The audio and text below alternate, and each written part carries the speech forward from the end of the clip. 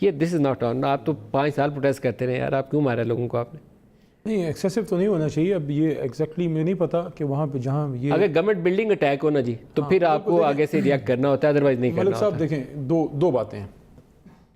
پہلی بات تو یہ ہے کہ کوئی اگر احتجاج کے لیے آیا ہوا ہے اور وہ لا کو اپنے ہاتھوں میں لے رہا ہے, قانون کو ہاتھ میں لے رہا ہے, تو پھر قانون عمل میں آئے گی. نہیں, اگر تو پیسفل ہے then you have no right. اگر پیسفل ہے پھر اگر وہ اٹیک کرتا ہے تو ملک صاحب ایک اور چیز بھی ہے جو میں چاہوں گا کہ آج رانا صاحب بھی بیٹھے ہیں, کوئی چوتھی بار شاید یہ اسمبلی میں آئے ہیں, سینئر ترین لوگوں میں سے ہیں, لکھا ہوا آپ بھی ہے سینئر جرنلسٹ اینکر ہیں. سوال ہے میرا, یہ جو سیاسی ورکر ہوتے ہیں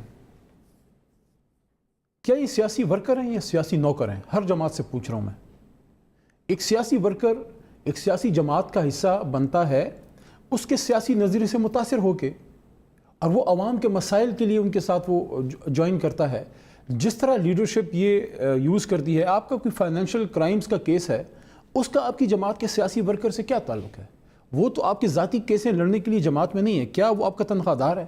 یہ کب تک ہم یہ غریب ورکرز کا اور عام لوگوں کا استحصال اس طرح سے ہم کرتے رہیں گے جس طرح سے یہ اس نے بھی کیا ہے؟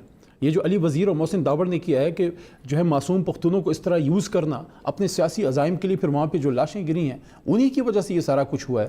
لیکن وہ ایک اور اسپیکٹ ہے, وہ ایک اور جگہ پہ ہوا. سوال میرا دوبارہ وہی پہ آتا ہے کہ میں اگر ایک جماعت کا لیڈر ہوں, میں وزیر ہوں, میں وزیر اعظم ہوں, وزیر اعلیٰ ہوں, جو بھی اعلیٰ بلا ہوں, میرے پہ ایک فائنینشیل کرائمز کا کیس ہے, عدالت جاؤ اپنا کیس کر کے. دنیا میں نہیں ہوتا, دنیا میں نہیں ہوتے کیسز.